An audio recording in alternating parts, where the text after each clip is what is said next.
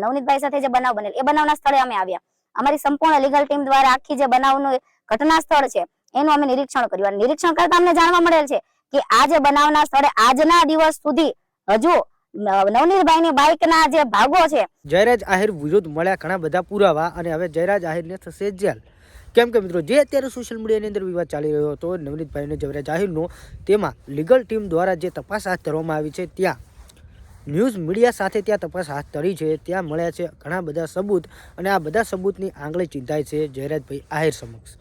હા તો મિત્રો ઘણા સમયથી જે સબૂતની વાતો ચાલી રહી હતી અને તમે અહીંયા વિડીયો જોશો જેમાં જયરાજભાઈ આહિર પણ બોલ્યા હતા કે જો હું કદાચ ખોટો છું તો સબૂત લાવો. તો અત્યારે સબૂત મળી ગયા છે અને અત્યારના સૌથી મોટા અને તાજા સમાચાર સામે આવી રહ્યા છે કે જયરાજ આહિર વિરુદ્ધ જે નવનીતભાઈ બોલી રહ્યા હતા તે તદ્દન સાચું હતું. તો મિત્રો વિડીયો બતાવવાનો છું, જે સબૂત એકઠા કર્યા છે એ પણ તમને બતાવવાનું છું. માત્ર 2 મિનિટના વિડીયોની અંદર તમને માહિતી મળશે, માટે વિડીયોને છેલ્લે સુધી જોતા રહેજો. અને ચેનલ પર પહેલી વાર આવ્યો તો આપણી ચેનલને સબસ્ક્રાઈબ કરી દેજો, કેમ કે તમારા માટે વાયરલ ટોપિકના વિડીયો આપણી ચેનલમાં જોવા મળી રહેશે. તો મિત્રો અત્યારે જે જયરાજ આહિર અને નવનીતભાઈનું જે બગદાણા કેસની અંદર જે બબાલ ચાલી રહી છે, જે વિવાદ ચાલી રહ્યો છે, તેની અંદર સૌથી મોટો ખુલાસો બહાર આવ્યો છે.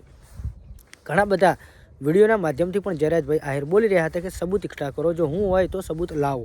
તો અત્યારે સબૂત મળ્યા છે. ઘટના સ્થળે પહોંચી છે લીગલ ટીમ અને લીગલ ટીમ ત્યાં ઘટના સ્થળે પહોંચી ત્યાં તેમને જે નવનીતભાઈ બાઇક ચલાવીને જતા હતા, એક ટ્રેક્ટર અને આવા બધા ઘણા બધા સબૂત મળ્યા છે. એ મીડિયા સામે તેમને વાત પણ કરી છે, રજૂ પણ કરી છે.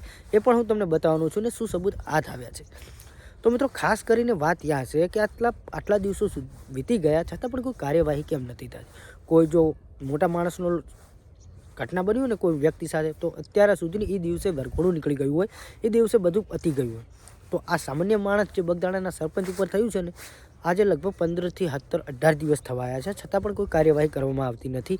કેમ મિત્રો? કેમ કે ક્યાંક આગળ મોટા માણસો છે એ માટે. મિત્રો ખરેખર જોવા જઈએ તો ન્યાય બધાને સરખો હોવો જોઈએ. ન્યાય માટે કોઈ નાનું મોટું કે રૂપિયાવાળું પૈસાવાળું ગરીબ ન હોઈ શકે.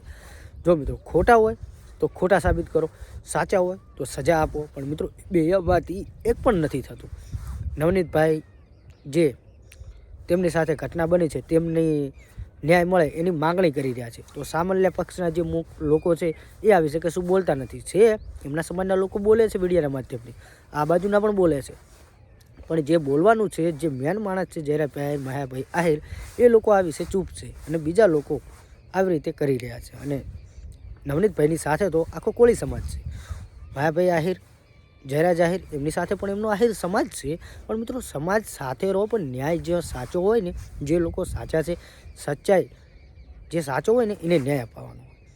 કોઈ મોટો માણસ જોઈ અને એની પાછળ ન દોડવાનું હોય. પણ મિત્રો જો જયરાજ આહિર સાચા હોય તો એ ગુનેગાર તો છે નહીં, અને નવનીતભાઈ જો છૂઠું બોલતા તો એમને થાય. પણ મિત્રો આમાં કોઈ કશું કાર્યવાહી નથી થતી. પણ લીગલ ટીમના હાથમાં જે મળ્યા છે સબૂત, બાઇકના પડખા, જે બાઇક સાથે જે થયું છે ને, બાઇકના પણ ત્યાં નિશાન છે, ટ્રેક્ટર પણ છે, અને જે લોકો આવ્યા હતા એનું વરઘોડું નાખ્યું. પણ હજુ નવનીતભાઈ એવું કહેવા માગે છે કે જે ખરેખર મેન જે આ આખી ઘટનાની પાછળ જે જવાબદાર છે ને, એ લોકોને તમે બહાર લાવો. જે તમે પકડાયો તો બધા મામૂલી લોકો છે. તમે જે આ આખી ઘટના ષડયંત્ર કરનારા એટલે કે ખુદ જયરાજભાઈ આહિર છે, એમની સાથે કેમ કોઈ કશું કરવામાં આવતું નથી. એમનું વરઘોડું કઢાવો.